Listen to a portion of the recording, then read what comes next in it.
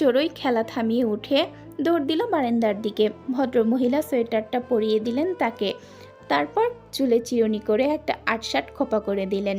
এইটুকু বয়সী চুলে খোপা ভাবা যায়? হ্যাঁ যায়। মৌটুসী তার শখের রাজকন্যার প্রতিটা জিনিস মনের মতো করে সাজিয়ে তুলেছে। খোপার আদলে ছোট্ট মুখটার সৌন্দর্য কয়েক গুণ বেড়ে গেল যেন। অর্ধচন্দ্রাকৃতি কপালটা টানটান হয়ে রইল। লালবানু বেগম মুগ্ধ নয়নে দেখলেন নাতিন উপচে পড়া সৌন্দর্য। চোখ, নাক, ঠোঁট, ভ্রু প্রত্যেকটা এখনই তাক লাগানোর মতন। টুকটুকে চিকন ঠোঁট দুটো থেকে এক চিলতে স্নিগ্ধ হাসি যেন সরতেই চায় না। একদিকে আবার নাতির এমন সৌন্দর্য নিয়ে তিনি বেশ শঙ্কিতও বটে। মেয়েদের এত সুন্দরী হতে নেই, একটু মানানসই হলেই চলে। অতিনিয়ত সুন্দরীদের ভাগ্য যেন খুব একটা সহায় হয় না। একটা অর্জনের বিনিময়ে তাদের দুটো হারাতে হয়। নিজ জীবনে তো আর কম অভিজ্ঞতা নেই তার। লালবানু বেগম নিজেও এককালে এমন চোখ ধাঁধানো সুন্দরী ছিলেন। তার টুকটুকে সৌন্দর্য দেখে দাদাজান শখ করে নাম রেখেছিলেন লালবানু। অবশ্য ছেলে মেয়েরাও তার মতনই হয়েছে। শ্যামলা খাটো, বাপের মতন তেমন একটা নয়। এসব নানান ভাবনার মাঝেই ভদ্রমহিলা চড়ুইয়ের সারা মুখে আদরে হাত বুলিয়ে দিয়ে বললেন, মাটি দিয়ে খেলো না নানু, কাপড়ে ময়লা লাগবে। এমনি খেলনাপাতি নিয়ে খেলো। শিকদার বাড়ির সুপ্রশস্ত কিচেন এখন কর্মচঞ্চল। আশার উপস্থিতিতে রান্নাঘরের পরিবেশটাই বদলে গিয়েছে যেমন। সাধারণত এখানে নিয়োজিত পরিচারিকাদের হাতেই বাড়ির খাবার রান্না হয় প্রতিদিন, কিন্তু আশা বেড়াতে আসলে সে নিজেই রান্না করে। আজও তাই হচ্ছে। 3 জন পরিচারিকার মাঝে 2 জনকে ছুটি দিয়ে সে নিজেই বড় ভাই আর ছোট বোনের পছন্দের খাবার রান্নায় ব্যস্ত। ধোয়া ওঠা কড়াই থেকে বড় রুই মাছ ভাজা সুঘ্রাণ ছড়িয়ে পড়েছে কিচেন জুড়ে। এমন সময় রান্নাঘরে প্রবেশ করলো বীর। হাতে বড় একটা প্লাস্টিকের ট্রাক্টর। খেলনাটা তার তুলনায় বেশ বড়। চোখে মুখে দারুণ উত্তেজনা তার। বীর সোজা আশার কাছে গিয়ে হাত ধরে টান দিয়ে বলল, ফুপুমনি এসো, আমার সাথে খেলা করবে চলো। আশা কড়াইতে মাছ ভাজতে ভাজতে খুন্তিটা নামিয়ে একটু পেছনে তাকিয়ে হাসি মুখে বলল, সোনা বাবা, ফুপিমণি তো এখন রান্না করছি, এখন কিভাবে খেলবো? তাহলে সাফান চাচ্চুকে আসতে বলো। সাফন চাচু দাদুনকে নিয়ে ডাক্তারের কাছে গিয়েছে বাবা, তুমি বরং আরোয়া ফুপিমণির কার সাথে খেলা করো যাও। বীর মুখ গোমড়া করে ফেলল। আলোয়া ফুপিমনি তো রেডি হচ্ছে, বললো বাইরে যাবে, এখন খেলবে না। আশা একটু অবাক হলো। একটু আগেই না ফিরল সে, এখন আবার কোথায় যাবে? আশা পরিচারিকাকে চুলা দেখতে বলে বীরকে নিয়ে রান্নাঘর থেকে বেরিয়ে এলো। ওরাও ইতিমধ্যে তৈরি হয়ে নেমেছে। আশা জিজ্ঞেস করলো, আরোয়া, কোথায় যাচ্ছিস? বাইরে আপু। কিছুক্ষণ আগেই না ফিরলি, এখন আবার বাইরে কেন? কিছুক্ষণ আগে তো ফিরলাম ভার্সিটি থেকে। এখন ভালো লাগছে না ঘরে বসে থাকতে, একটু মাইন্ড ফ্রেশ করতে হবে। মাইন্ড ফ্রেশ করবি তো বীরকে নিয়ে ছাদে যা, খোলা আকাশের নিচে বসলে ভালো লাগবে। কিন্তু অরোয়া তা স্বাভাবিকভাবে নিতে পারল না। কিছুটা অসহিষ্ণু হয়ে খিটখিট করে বলে উঠল, আপু সমস্যা কি? আমি একটু নিজের মতো চলতে পারবো না? আশা অবাক হলো বোনের এমন আচরণে। শীতল চোখে তাকিয়ে গম্ভীর গলায় বলল, আরোয়া, কথা কোন দিকে মোড় নিচ্ছে বুঝতে পারছিস? অরোয়া যেন খুব বিরক্ত। চোখে মুখে বিরক্তি প্রকাশ করেই শান্ত গলায় বলল, সরি আপু, বাট আমার ফ্রেন্ডটা অপেক্ষা করছে আমার জন্য, আমাকে যেতে হবে। অনুমতি দিলে যাই? আশা আর কথা বাড়ালো না, শুধু ছোট করে বলল। যা। আশা অরোয়ার পিছুটানহীন চলে যাওয়ার দৃশ্যে এক দৃষ্টিতে তাকিয়ে রইল। মেয়েটা স্বাধীনতা পেতে পেতে দিন দিন একটু বেশি একরোখা হয়ে উঠেছে। ওরই বা দোষ কি? জন্মের পর থেকেই মাহারা। কিশোর বয়সী মাথার উপর থেকে বাবার ছায়াও সরে গেল। বড় বোন হিসেবে আশা নিজেও তো এখানে স্থায়ী নয়। ছোট বোনের পাশে থাকতে পারছে না। আবার এক বড় ভাই একা কত দিক সামাল দিবে? তাকে একটু সাহস দেওয়ারও তো কোনো ভরসার হাত নেই। এখন একটু মানসিক স্বস্তির জন্য অরোয়া যদি বাইরের জগতের বন্ধুবান্ধবদের কাছেই ভিড় জমায়, তবে তার দায়ভার কি শুধুই তার? আশা নিজের অজান্তেই একটা দীর্ঘশ্বাস ছাড়ল। এই বিশাল অট্টালিকা ওপর থেকে চাকচিক্যময় হলেও ভেতরটা কেবলই নীরব শূন্যতায় ছেয়ে আছে। বীরের কথায় ভাবনার সুতোয় টান পড়ল আশার। যাই, আমি তাহলে বুবনের সাথে খেলি। বলেই পা বাড়ালো বীর, কিন্তু তৎক্ষণাৎ আশা আটকে দিল তাকে। 2 বাহুতে আদরে হাত রেখে বুঝিয়ে বলল, বীর বাবা আমার, ভুবনকে মাত্রই ঘুম পাড়িয়ে দিয়েছি, এখন উঠলেই কান্নাও জুড়ে দিবে। আমাকে আর রান্না করতে দিবে না। তুমি একটু টাইটানের সঙ্গে খেলো, ফুপিমণি একটু পরে আসছি, যাও। বীর মন খারাপ করে সিঁড়ি বেয়ে দোতলায় উঠে তার ঘরে চলে গেল। বীরের নিজস্ব একটা সুন্দর ঘর আছে। দেওয়াল জুড়ে তার পছন্দের কার্টুন এবং মহাকাশের স্টিকার। সিলিং থেকে ঝুলছে রং বেরঙের তারা আর ছোট ছোট প্লেনের মডেল। এছাড়া সারা ঘরের এখানে সেখানে ছড়িয়ে ছিটিয়ে আছে দেশি বিদেশি নানান খেলনা। সব থেকে বেশি রিমোট কন্ট্রোল প্লেন আর গাড়ি। এখানেও আভিজাত্যের কোনো কমতি নেই যেন। ঘরের একপাশে রাখা একটা বেবি টেন্ট হাউস। বীর হামাগুড়ি দিয়ে সেই টেন্টের ভেতর ঢুকে গেল। ভেতরে নরম বিছানার উপর আয়েশ করে হাত পা ছড়িয়ে শুয়ে আছে টাইটান গোলগাল বাদামি বর্ণের একটা পার্সিয়ান বিড়াল। বীরের একাকিত্বের একমাত্র সঙ্গী। বীর নিজেও তার পাশে হাত পা গুটিয়ে কাত হয়ে শুয়ে পড়ল। বীরের উপস্থিতি লক্ষ্য করে টাইটান একবার চোখ পিটপিট করে তাকালো তার দিকে। বীরের মলিন মুখখানা দেখে শুধালো, মিয়াও। কি হয়েছে বীর? বীর কোনো কথা বলল না, ঠোঁট উল্টে চোখ বুঝে নিল সে। টাইটান কি বুঝলো কে জানে, সে বীরের দিকে এগিয়ে এসে ওর শরীর ঘেঁষে শুয়ে পড়ল। বীর এবার টাইটানের উষ্ণ নরম লোমে মুখ লাগিয়ে অভিমানী গলায় বিড়বিড় করল, আমার সাথে কেউ খেলে না টাইটান। বীরকে পাঠিয়ে দিয়ে আসার মন কাজে স্থির হতে পারছে না। বীরের মলিন মুখখানা চোখে ভাসছে বারবার। অগত্যা সে পাশে দাঁড়িয়ে সবজি কাটতে থাকা পরিচারিকা সালমাকে বলল, সালমা, তুমিও যাও, বীরের সাথে খেলা করো, যাও, আমি বাকি কাজ সামলে নিচ্ছি। সালমা মাথা নেড়ে হাতের কাজ রেখে চলে গেল রান্নাঘর থেকে। আশা কিছুটা নিশ্চিত হয়ে রান্নায় মন দিল। বেশ কিছুক্ষণ পর তরকারিতে ঝোল দিয়ে চুলার আঁচ কমিয়ে দিয়ে ভাবল বীরের কাছে থেকে একটু ঘুরে আসবে। আশা রান্নাঘর থেকে বেরিয়ে গুটি পায়ে সিঁড়ি দিয়ে উপরে উঠল। করিডোর দিয়ে হেঁটে বীরের ঘরের দরজার কাছে পৌঁছাতেই পা দুটো থমকে গেল তার। সরাসরি ঘরের ভেতরে না ঢুকে দরজার আড়ালে দাঁড়ালো সে। ভেতর থেকে যা শুনলো তাতে রক্ত হিম হয়ে এলো আশার। ভেতর থেকে সালমার কর্কশ কণ্ঠের ধমক ভেসে আসছে। কিছু একটা নিয়ে বীরকে খুব বকাবকি করছে সে, সাথে এটা ওটা শব্দ করে আছড়ে কাজ করছে। যেই আদরের রাজপুত্রের সাথে বাড়ির কেউ উঁচু গলায় একটা কথা বলে না অবধি, তাকে কিনা এভাবে ধমকাচ্ছে বাড়ির সামান্য এক পরিচারিকা। এই কি তবে বীরের জগতের আসল রূপ? তাদের আদরের রাজপুত্র কি তবে এই নিঝুম বাড়ির চার দেওয়ালের ভেতরে প্রতিদিন এভাবেই বাজে ভঙ্গিতে শাসন আর অবহেলার মধ্য দিয়ে বড় হচ্ছে? সন্ধ্যা গড়িয়ে 6টা নাগাদ শোরুম থেকে বেরিয়ে কাঁচা বাজার হয়ে বাড়ির পথে রওনা হলো মৌটুসি। শীতের এই সময় সন্ধ্যাটা যেন একটু দ্রুতই নামে। চারদিকে ঘন কুয়াশার হালকা চাদর জমতে শুরু করেছে ইতিমধ্যেই। এদিকে চড়ুই হাত পা ধুয়ে বিছানার ওপর বাবু হয়ে বসেছে। সামনে খোলা একটা বই। পিঠ সোজা করে ভুরু কুচকে সে এমনভাবে বইয়ের পাতা উল্টাচ্ছে যে কেউ তাকে দেখে প্রথম সারির অত্যন্ত মনোযোগী স্টুডেন্ট বলে ভাববে, অথচ পড়াশোনার পটাও না করে সে বইয়ের রঙিন ছবিগুলোতে মত্ত। পাতা উল্টে উল্টে ছবি দেখছে আর নিজের ভাষায় বিড়বিড় করে বর্ণনা দিচ্ছে সেগুলোর। এদিকে লালবানু বেগম নামাজ শেষ করে একটা ব্লাউজ আর সুই সুতার কৌটা নিয়ে খাটের পাশে দেয়ালে হেলান দিয়ে মাটিতে বসে পড়লেন। বয়স হয়েছে, দৃষ্টি এখন আর আগের মতো স্বচ্ছ নয়। চশমাটা নাকের ডগায় বসিয়ে কয়েকবার ব্যর্থ চেষ্টার পর অবশেষে সুতোটা সুইয়ের ছিদ্র দিয়ে পার করতে সক্ষম হলেন তিনি। তারপর শুরু হয়ে গেল কাজ। সেলাই করা নতুন ব্লাউজে বোতাম লাগানো। ভদ্রমহিলা বহু বছর ধরে এই সেলাই কাজ করে আসছেন। এলাকায় দর্জি হিসেবে ভালো নামডাকও আছে তার। টেইলার্সের থেকে মজুরি একটু কম রাখায় খদ্দেরের অভাব নেই। মাঝে মাঝে তো কাজের চাপে সিরিয়াল দিয়েও রাখা লাগে। তবে শুরুর দিকে শখের বশে যা শুরু করেছিলেন, এখন সংসারের হাল ধরেই সেটাই হয়ে দাঁড়িয়েছে মূল ভরসা। একসময় অবশ্য দিনগুলো এমন ছিল না। সামেদ আলী পেশায় ছিলেন কারেন্ট মিস্ত্রি।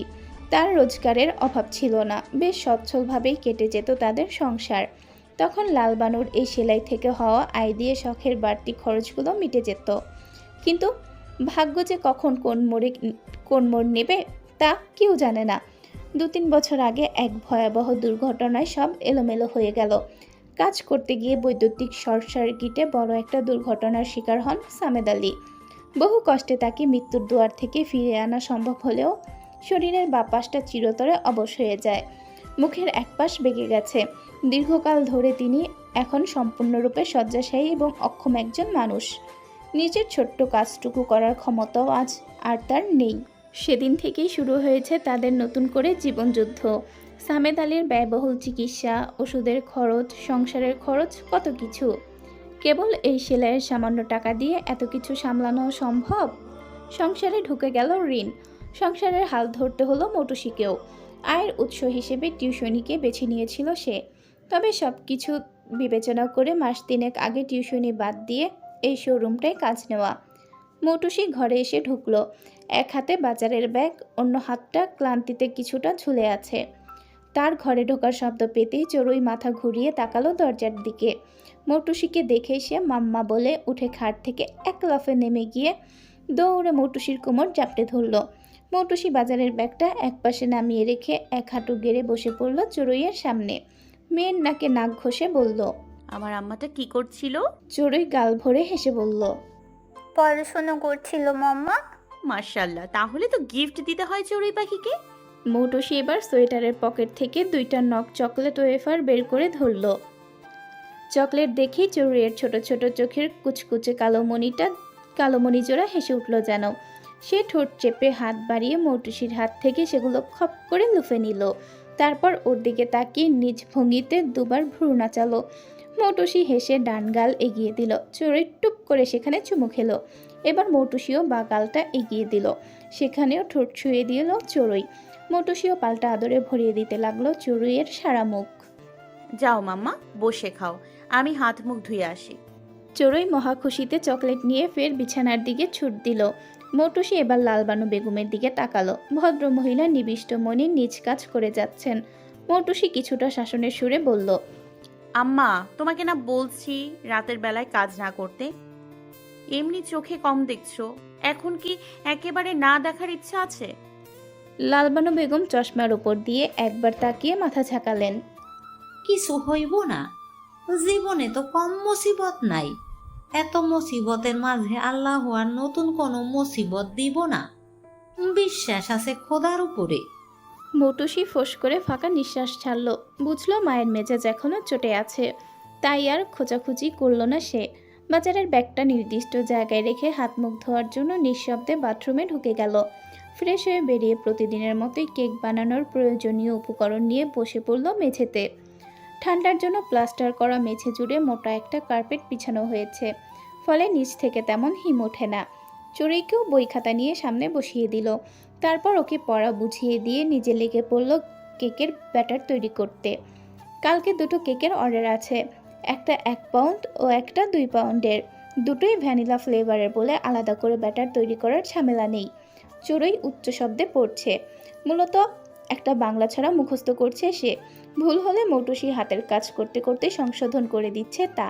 ব্যাটার তৈরি হয়ে গেলে সেগুলো 2টো মাপের পাত্রে বসিয়ে ওভেনে ঢুকিয়ে দিল মৌটুসি। তারপর সব গুছিয়ে নিজেও একটা চাকরি সহায়িকা বই নিয়ে চড়ুইয়ের পাশে বসে পড়ল। গত বছর অনার্স শেষ হয়েছে তার। তারপরেই কলেজ নিবন্ধনের একটা সার্কুলার প্রকাশিত হয়েছিল। সেখানে আবেদন করে প্রিলিত উত্তীর্ণ হয়েছে মৌটুসি। সামনে রিটেন আছে, তারই প্রস্তুতি চলছে তার। ভাগ্যক্রমে এই চাকরিটা পেয়ে গেলে জীবনের এই পথ চলা অনেকটাই সহজ হবে। মনে মনে এই প্রত্যাশা করে বইয়ের পাতায় ডুব দিল সে।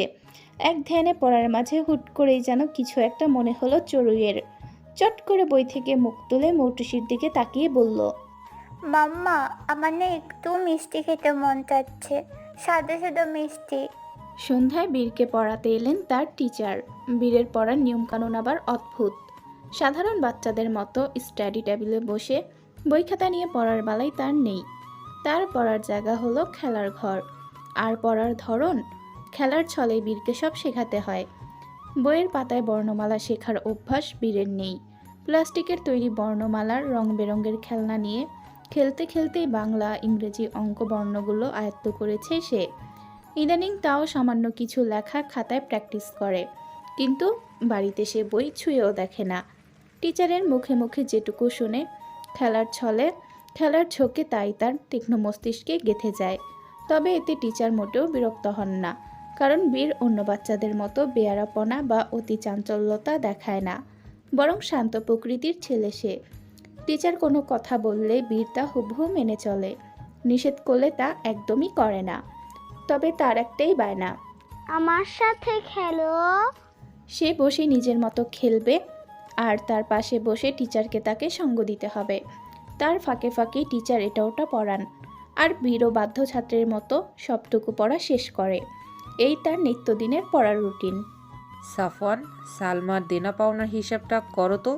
আজ থেকে ও আর এখানে কাজ করছে না, এখন সে কি পাবে তার হিসাব বলো। আশার মুখে এমন কথা শুনে সালমা যেন আকাশ থেকে পড়ল। কি করেছে সে? হঠাৎ কাজ না করার প্রসঙ্গ। সে তো বাদ দিতে চায় না কাজ, বরং এই কাজ তো তার কাছে সোনার হরিণ। বেতন বেশি, খাটুনি কম। সালমা হকচকিয়ে ব্যতিব্যস্ত হয়ে জিজ্ঞেস করল, আফামনি কি হয়েছে? আমি কেডা করছি? অনেক বড় কিছু। শীতল কণ্ঠে বলল আশা। কি কন আফামনি? দোষ না কইলে আমি বুঝুম কেমনে? আজকে বিকেলে তোমাকে বীরের ঘরে পাঠালাম তার সাথে খেলা করার জন্য। হ, আমি তো গেছিলাম, খেলছি তার লগে। আশা তীক্ষ্ণ চোখে তাকিয়ে আছে সালমার দিকে। আর কিছু করনি? কি ভেবেছো এতদিন কেউ কিছু শোনে না বা জানে না বলে তোমার মুখোশ কখনো খুলবে না? কি দোষ করেছিল ওইটুকু একটা বাচ্চা যে তুমি তাকে ধমকাধমকি করবে? সালমা অপরাধীর ন্যায় মাথা নুয়ে বসে আছে। কি হলো বলো? এবার সালমা আমতা আমতা করে নিচু স্বরে বলল, আফামনি, বীরবাবু খেলে না। হুদাহুদি খালি সব খেলনা নামাইয়া সারা ঘর সরাইয়া ছিটাইয়া রাহে। হ্যাঁ রে, বারবার বুঝানোর পরও এমন করে। খেললে নাই মানা যাইতো, তাই মাথায় একটু গরম হইয়া গেছিল। তোমাকে যখন এখানে কাজের জন্য ঠিক করা হয় তখন বলা হয়নি বাড়িতে 4-5 বছরের একটা বাচ্চা আছে? হ, কইছিল তো। তাহলে একটা 5 বছরের বাচ্চার ঘর এলোমেলো করবে না তো আমি করব? ওটাই ওর কাছে খেলা। সে দিনে একবার দুবার না 100 বার সব নামাবে। তোমাকে ঠিক 100 বারই তা গোছাতে হবে। এটাই তোমার কাজ। এর জন্য তার ফ্যামিলি তোমাকে মোটা অঙ্কের বেতন দেয়, অথচ যেখানে আমরা একটা উঁচু গলায় আমাদের সন্তানের সাথে কথা বলি না সেখানে তুমি ওকে বকাবকি করছো। তোমার ধারণা আছে এতে সে মানসিকভাবে কতটা ক্ষতিগ্রস্ত হচ্ছে? সালমা এবার ভিনভিনে গলায় আকুতি করে বলল, ভুল হইয়া গেছে আফামনি, আর এমন হইতো না। দয়া করে এবারের মতন মাফ কইরা দেন আফামনি। আশা কঠোর মুখে মাথা নাড়ল। আমার বলা শেষ সালমা। তোমার দ্বারা আমাদের আসল কাজ হবে না, তাই বলবো তুমি অন্য জায়গায় কাজ খুঁজে নাও। যোগ্যতা থাকলে কাজের অভাব হবে না। সাফওয়ান, ওর পাওনা বুঝিয়ে দাও। পাশের সোফায় বসা সাফওয়ান এবার বলতে লাগলো, আপু, মান্থলি আমরা ওনাকে 15,000 টাকা দিই। গতকাল 1 তারিখ ছিল, ডিসেম্বরে বেতন পরিশোধ। আজকে তো জানুয়ারি কেবল 2 তারিখ, শুরু মাসের। এখন কিভাবে? আশা কিছু ভাবল, তারপর বলল, আচ্ছা সমস্যা নেই, তুমি এই মাসের পুরো টাকাটাই দিয়ে দাও। আশার নির্দেশ মতো সাফওয়ান পকেট থেকে 15,000 টাকা বের করে সালমার হাতে ধরিয়ে দিল। টাকাগুলো হাতে নিয়ে সালমা একবার দরজার দিকে একবার আশার দিকে করুণ দৃষ্টিতে তাকালো। কিন্তু আশার পাথুরে মুখ দেখে বুঝে গেল সে তার কোনো অনুরোধেই আর কাজ হবে না। ইস, একটা ভুলে এত ভালো একটা চাকরি হাতছাড়া হয়ে গেল। রাগে দুঃখে চোখ টলমল করে উঠল সালমার। তুমি এখন আসতে পারো সালমা। সালমার কথা বাড়াতে পারল না। কাপা কাপা পায়ে ড্রয়িং রুম ছেড়ে মেন দরজার দিকে পা বাড়ালো সে। সালমা উঠে যেতেই আশা সাফওয়ানকে জিজ্ঞেস করলো, চাচিকে বিকেলে ডক্টরের কাছে নিয়ে গিয়েছিলে? হ্যাঁ আপু। কি বলল? এত অসুখের মাঝেও কোমরের ব্যথা আবার কোত্থেকে? কোমরের হাড় ক্ষয়ে গিয়েছে, বেড রেস্টে থাকতে বলেছে ডাক্তার। কিন্তু আম্মা তো শুয়ে বসে থাকতেই চায় না, একটু আরাম পাইলেই কাজ শুরু করে দেয়। এখানেও যে দিনে কতবার আসতে চায়, আমি ধমকিয়ে বসে রাখি। শুয়ে বসে থেকে অভ্যাস নেই যে, তাই ভালো লাগে না। দেখি আমি কাল 1 পাক যাব, কড়া করে বলে আসবো শুয়ে থাকতে। কদিন এখানে থেকে খাবার নিয়ে যাও। আর হ্যাঁ, আরেকজন মেয়েদের খোঁজ করো, একটু বয়স্ক যেন হয়। ঠিক আছে আপু, আমি কাল থেকেই খোঁজ করব। তুমি কি এখনই চলে যাবে? কিছু করতে হবে, তাহলে যেতাম। তোমার কোনো কাজ তো দেখছি না, বীরকেও তো ওর টিউটার পড়াচ্ছে। এসো, খেয়ে তাহলে চলে যাও তুমি, এসো। না না আপু, আমি বাড়িতে গিয়ে খেয়ে নিব। কেন কথা শোনো না সাফওয়ান, এসো আমি রান্না করেছি। বলে আশা উঠে ডাইনিংয়ের দিকে হাঁটা দিল। অগত্যা সাফওয়ান উঠে তার পিছন পিছন চলল। আশা সাফওয়ানের প্লেটে খাবার তুলে দিতে দিতে বলল, সাফওয়ান, আরও আর দিকে একটু খেয়াল রেখো তো। সাফওয়ান খাবারের প্লেটের দিকে তাকিয়ে জিজ্ঞেস করলো। কেন আপু, কিছু হয়েছে? না তেমন কিছু না, কিন্তু ইদানিং ও একটু বেশি বাহিরমুখী হয়ে গেছে। সবসময় বাইরে, আর না হলে ল্যাপটপে পড়ে থাকে। দেখো কখন সন্ধ্যা হয়েছে, এখনও আসার নামই নেই। বড় হয়েছে, সেভাবে তো শাসন করা যায় না। কথায় কাদের সাথে মিশছে একটু দেখো তুমি। আচ্ছা আপু, আমি ড্রাইভারকে বলে দিব। ড্রাইভার না, আমি তোমাকে দায়িত্ব দিচ্ছি, তুমি নিজে তদারকি করবে। সাফওয়ান এবার একটু হাসলো, হাসিটা যে কি সুন্দর তার, মাথা নেড়ে বলল। আচ্ছা ঠিক আছে আপু, আমি দেখব। 1 লিটার গরুর দুধে 2-3 ফোঁটা ভিনেগার দিয়ে দুধটুকু নাড়াচাড়া করতে লাগলো মৌটুসি। কিছুক্ষণের মাঝেই সেগুলো ছানা কাটতে শুরু করলো। তা দেখে সানসেটের ওপর বসে থাকা চড়ুইয়ের কপাল কুঁচকে এলো। তার জানা মতে দুধ ফেটে যাওয়া মানেই নষ্ট হয়ে যাওয়া। নানির কাছে সে দেখেছে বাসি দুধ এভাবে চুলায় দিয়ে ছানা বানিয়ে নিতে। তাই চড়ুই এবার আতঙ্কিত গলায় বলে উঠল। মাম্মা, দুধ নষ্ট করে ফেলেছো কেন? মিষ্টি বানাবে না? মেয়ের কথা শুনে মৌটুসি হাসলো। পাতলা একটা কাপড় দিয়ে ছানার পানিটা ছেঁকে নিতে নিতে বলল। আজকে নষ্ট দুধ দিয়েই মিষ্টি বানিয়ে দিব চড়ুই পাখিকে। চড়ুইয়ের ঠোঁট উল্টে এলো। না, ভালো মিষ্টি বানাও মাম্মা। মৌটুসি এবার খিলখিল করে হেসে উঠল। হাসতে হাসতেই চড়ুইয়ের কপালে আলতো করে একটা টোকা দিয়ে বলল। হ্যাঁ মাম্মা, ভালো মিষ্টি বানাবো। আমার চড়ুই পাখিকে আমি পচা মিষ্টি বানিয়ে দিব। তুমি না সাদা সাদা রসগোল্লা মিষ্টি খাবে, সেটা তো এভাবেই বানাতে হয় মাম্মা। ও, চড়ুই মুখ গোল করে ঢের বুঝধারের মতো ওপর নিচ মাথা নাড়ল। বিকেলে মাসুমের চড়ুইকে দেখিয়ে দেখিয়ে মিষ্টি খাওয়া দেখে বাহ্যিকভাবে নিজেকে সংবরণ করে রাখলেও দিন শেষে চড়ুইও তো একটা বাচ্চা, তারও স্বাদ আহ্লাদ আছে। চোখের সামনে এরকম লোভনীয় জিনিস খেলে তার ভেতরটাও তো সেটা খাওয়ার ক্রেভিংস জাগবে। এটাই তো স্বাভাবিক। অন্য কারো সামনে হাত পাতার বা নিজের দুর্বলতা দেখানোর মতো মেয়ে সে নয়। তার যাবতীয় আবদার বায়না, সমস্ত দুর্বলতা কেবল তার মাম্মার জন্যই তোলা থাকে। এদিকে মৌটুসির রাজকন্যার মিষ্টির ক্রেভিংস হয়েছে, তা জেনেও মৌটুসি হাত গুটিয়ে বসে থাকবে? অপেক্ষা করবে সকাল হওয়ার, বাজারে যাওয়ার? না, সঙ্গে সঙ্গে ডিপ ফ্রিজ থেকে দুধের বোতল বের করে গরম পানিতে ভিজিয়েছে সে। মেয়ের বর্ণনা অনুযায়ী বুঝতে পেরেছে সে রসগোল্লার কথা বলেছে। এর আগে যদিও কখনো রসগোল্লা মিষ্টি বানায়নি মৌটুসি, তবে রেসিপিটা তার জানা। রিলসে তো প্রায় প্রায় রসগোল্লা বানানোর ভিডিও আসে, দেখতে দেখতে মুখস্থ হয়ে গেছে। এছাড়াও নিত্য নতুন রেসিপি ট্রাই করার অভ্যাসও আছে। এই তো সেদিন রসমালাই বানিয়ে খাওয়ালো তার চড়ুই পাখিকে। মৌটুসির দেখা দেখি চড়ুইও অল্প করে ছানা হাতে নিয়ে তার ছোট তালু দিয়ে গোল গোল করে মিষ্টি বানাতে লাগলো।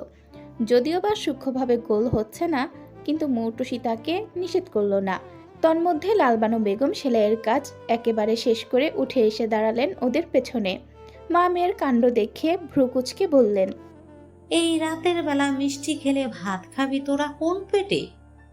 ভাত রয়ে গেলে ফেলে দিতাম, সকালে সেগুলাই গরম করে খাওয়াবো তো করে। চড়ুই চট করে পেছনে ঘাড় ঘুরিয়ে বলল। নানিমণি, কোন পেটে মানে? পেট তো মানুষের একটাই হয়। তোমার একটা, আমার একটা, মাম্মারও একটা, নানু ভাইয়েরও একটা। মিষ্টির সংখ্যা খুব একটা বেশি হয়নি, মোটে 10-12টা হবে। মৌটুসি আর লালবানু বেগম একটা করে খেয়েছে। সামেদ আলীকে 2টো খাইয়ে দিল মৌটুসি। চড়ুই একেবারেই খেয়েছে 2টা, এখন আর তার পক্ষে সম্ভব নয়। বাকি 5-6টার মতো ফ্রিজে রাখা হয়েছে, পরে বের করে দিবে চড়ুইকে। প্রায় 1.5 ঘন্টা পড়ানোর পর বীরের টিচার চলে গেলেন। তিনি বেরিয়ে যেতে আশা বীরকে ডাকতে ডাকতে দরজার পর্দা সরিয়ে ঘরে ঢুকলো। আমার বীর সোনা কোথায় বাবা? আমি এখানে। আশার ডাক শুনে বীর টেন্ট হাউসের ভেতর থেকে হামাগুড়ি দিয়ে বেরিয়ে এলো। আশা বীরের দিকে তাকিয়ে একটা মিষ্টি হাসি দিয়ে ভুবনকে মেঝের কার্পেটের ওপর বসিয়ে দিল। ভুবনের হাতে ওর দুধের ফিটারটা ধরিয়ে দিয়ে সে বীরের দিকে এগিয়ে গেল। তারপর বসে ওকে কোলে তুলে নিয়ে ওর ফিডারটাও মুখে ধরিয়ে দিল। আশার বুকে মাথা এলিয়ে দিয়ে ফিডারের দুধ খেতে লাগলো বীর। সেই সাথে এক হাত দিয়ে পায়ের মোজা টানাটানি করছে সে। এদিকে ভুবন ফিডার রেখে হামাগুড়ি দিয়ে আশা আর বীরের কাছে চলে এলো। তারপর বীরের ফিডার ধরে টানাটানি শুরু করে দিল। বীর বিরক্ত হয়ে ফিডার সরিয়ে নিয়ে বলল। ভুবন, তুমি তোমার মিল্ক খাও, আমালটা নিচ্ছ কেন? ভুবনও কম যায় না, সেও আধগুলিতে বীরকে দিল এক ধমক। বীর ভুরু কুচকে আশার দিকে তাকালো। ভুবন খুব পচা ছেলে। এদিকে আশা ওদের কাহিনী দেখে ভেতর ভেতর হাসতে হাসতে কুটি কুটি হাত বুলিয়ে বীরের খাড়া সিল্কি চুলগুলো এলোমেলো করে দিয়ে বলল, হ্যাঁ বাবা, ভুবন পচা, আমার বীর বাবা ভালো, গুড বয়। তখনই অরোয়া ঘরে এসে ঢুকলো। হাসি মুখে এগিয়ে আসতে আসতে জিজ্ঞেস করলো, আমার বীর আর ভুবন বাবা দুইটা কি করছে? লফুমনি, তুমি এসেছো? আলসিটি শেষ? হ্যাঁ বাবা। ওদের কাছে গিয়ে বসলো অরোয়া। পকেট থেকে দুটো চকলেট বের করে বীর আর ভুবনকে দিল। তারপর আশার দিকে তাকিয়ে বলল, তোমার ফোন কোথায় আপু? দোলাভাই ফোনে পাচ্ছে না তোমাকে। নিচে আছে, ওদেরকে দেখো, আমি আসছি। বলেই উঠে চলে গেল আশা। বীর ওর চকলেটটা অরোয়ার দিকে বাড়িয়ে দিয়ে বলল, ফুপুমনি, ছিলে দাও। ওর দেখা দেখি ভুবনও তার চকলেটটা বাড়িয়ে দিল। এরই মধ্যে ঘরের কর্নার টেবিলের ওপর রাখা ল্যান্ডফোনটি বেজে উঠল। ফোনের ক্রিং ক্রিং আওয়াজ শুনে বীরের চক চকচক করে উঠল এক প্রকার। সে জানে কে ফোন করেছে। বীরের ঘরে এই ল্যান্ডফোনটা বীর আর বোরাক শিকদারের ব্যক্তিগত যোগাযোগের মাধ্যম। বোরাক কাজের ফাঁকে একটু সময় পেলেই এখানে ফোন দিয়ে বীরের সাথে কথা বলে। বীর উঠে এক দৌড় দিল সেদিকে। বীর আসতে বাবা, পড়ে যাবে। বীর ফোন তুলে কানে ধরল, মিষ্টি করে ডেকে উঠল, পাপা। ইস! বোরাকের এক হাত আপনা আপনি বুকের বাপাশে উঠে গেল। এত শান্তি কেন ঈশ্বরে? বোরাকের সারা দিনের সকল ক্লান্তি, পেরেশানি, ব্যবসায়িক জঞ্জাল সব কিছু কোথাও মিলিয়ে গেল এই এক ডাক শুনেই। নিজ ক্যাবিনে হাইড্রোলিক চেয়ারে বসে আছে বোরাক। এবার মাথাটা পেছনে এলিয়ে দিয়ে চোখ দুটো বুজে নিল। তারপর সেও পৃথিবীর সবটুকু আবেগ দিয়ে পাল্টা ডেকে উঠল, আজান, বাবা আমার। পাপা, তুমি কখন আসবে? আসবো পাপা, আগে বলো আমার বাবাটা কি করছে? আমি তো চকলেট খাচ্ছিলাম, আলু ফুপুমনি এনেছে। Good boy. শোনো পাপা, তুমি ফুপিমনির হাতে খেয়ে ফুপিমনির সাথেই ঘুমিয়ে যেও, কেমন? না, আমি তোমার সাথে ঘুমাবো। এসো। আসবো তো বাবা, কিন্তু একটু দেরি হবে যে। তোমার তো ঘুম চলে আসবে, তুমি ফুপিমনির সাথে শুয়ে পড়ো। পাপা অফিস থেকে ফিরে তোমাকে আমার কাছে নিয়ে আসবো। তাহলে আমি ঘুমাবোই না, তুমি আসলে তারপর ঘুমাবো। পাপা না আসলে বীর ঘুমাবে না বলেছিল ঠিকই, কিন্তু 10টা পার হতে না হতেই ওর চোখের পাতা জড়িয়ে আসতে লাগলো। সেটা দেখে আশা ওকে বুকে জড়িয়ে কিছুক্ষণ পিঠ চাপড়ে থাকতেই বীর গভীর ঘুমে তলিয়ে গেল। এদিকে বোরাকের আসার খবর নেই। যদিও এটা তার প্রতিদিনের রুটিন নয়, যত ব্যস্ততাই থাক না কেন বোরাক সন্ধ্যা 7টার মধ্যেই বাসায় ফেরার চেষ্টা করে। তারপর সবটুকু সময় ছেলের সাথে কাটায়, তাকে খাইয়ে দেয়, গল্প করে এবং 11টার মাঝেই বীরকে নিয়ে শুয়ে পড়ে। তবে আজকে আশা আছে বলে নিশ্চিত হয়ে রাতে এক জরুরি মিটিং রেখেছে বোরাক, তাই ফিরতে আজ তার এত দেরি। চড়ুইকে ঘুম পাড়িয়ে দিয়ে কেক ডেকোরেশন করতে বসেছে মৌটুসি। তখনই পানের বাটা হাতে লালবানু বেগম এগিয়ে এসে বসলেন পাশে। বাটাটা সামনে রেখে সুপারি কাটতে লাগলেন তিনি। নীরবতা ভেঙে হাতের কাজ অব্যাহত রেখে মৌটুসি জিজ্ঞেস করলো, দুপুরে কি নিয়ে লাগছিল আম্মা? ভদ্রমহিলা কিছুক্ষণ চুপ করে রইলেন। মৌটুসি ধরেই নিয়েছেন মা মুখ খুলবেন না, কিন্তু হঠাৎই লালবানু বেগম বলতে শুরু করলেন, 2 দিন আগে বাপের বাড়ি গেছিল, পরশু আইয়া দেখে একটা মুরগি নাকি নাই, সন্ধ্যায় খোপে ঢোকে নাই, সকালেও পায় নাই। তারপরে শুরু হইয়া গেল আমরা নাকি হ্যার মুরগি ধইরা খাইছি। মৌটুসির হাতের কাজ থেমে অবাক হয়ে মায়ের দিকে তাকালো, বলল, সে গেলেও তার স্বামী তো ছিল বাড়িতে, সে জানে না আমরা খাইছি কিনা? অপবাদ দেওয়ার সময় কোথায় ছিল তোমার পাঠা? লালবানু বেগম অত্যন্ত নির্বিকার ভঙ্গিতে সুপারিতে চুন মাখাতে মাখাতে বললেন, ঘরেই আসিল, পরে বাইর হইয়া গেছে। নিজের বড় ভাইয়ের প্রতি ঘৃণায় চোখ মুখ কুচকে এলো মৌটুসির। ব্যথিত চিত্ত চিরে বেরিয়ে এলো কিছু ঘৃণিত উপমা। কাপুরুষ একটা, পুরুষ জাতের কলঙ্ক। বোরাক ফিরল 11:30টার দিকে। ভুবন আর বীর দুজনকে ঘরে শুইয়ে দিয়ে ড্রয়িং রুমে বসে টিভি দেখছিল আশা। বোরাককে প্রবেশ করতে দেখি টিভির আওয়াজ কমিয়ে দিয়ে উঠে দাঁড়ালো সে। নিকটে এসে বোরাক জিজ্ঞেস করলো, বীর ভুবন ঘুমিয়ে পড়েছে?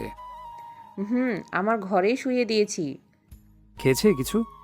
ভাত খায়নি, শুধু কয়েকটা মিট বল আর একটু সবজি খেয়ে ঘুমিয়েছে। ভাত খাওয়াতেই পারিনি। আচ্ছা, সমস্যা নেই, ওতেই হবে। তুই খেয়েছিস? হুম। আর তুমি ডিনার করে এসেছো? না, টেবিলে খাবার গুছিয়ে রেখে চলে যা, আমি আসছি। বলেই উপরে উঠে গেল বোরাক। ঘরে এসে কোট শার্ট খুলে ফোন ওয়ালেট রেখে ওয়াশরুমে ঢুকে পড়ল। কিছুক্ষণ পর ছোট্ট একটা হট শাওয়ার নিয়ে কোমরে তোয়ালে পেঁচিয়ে বেরিয়ে এলো। তার উজ্জ্বল উদাম শরীরে নিশ্চিন্তে বসে থাকা কয়েকটা টসটসে জলবিন্দু কি মোহনীয়তায় না ছড়াচ্ছে। অন্য আরেকটা তোয়ালে দিয়ে মাথা মুছতে মুছতে ক্লোজেটের সামনে এসে দাঁড়ালো বোরাক। ক্লোজেট থেকে একটা সাদা ট্রাউজার আর কালো সোয়েটশার্ট বের করে সেগুলো পরিধান করে নিল সে। নিচে নেমে দেখলো আশা খাবার নিয়ে ডাইনিংয়ে বসে আছে। বোরাক বলল,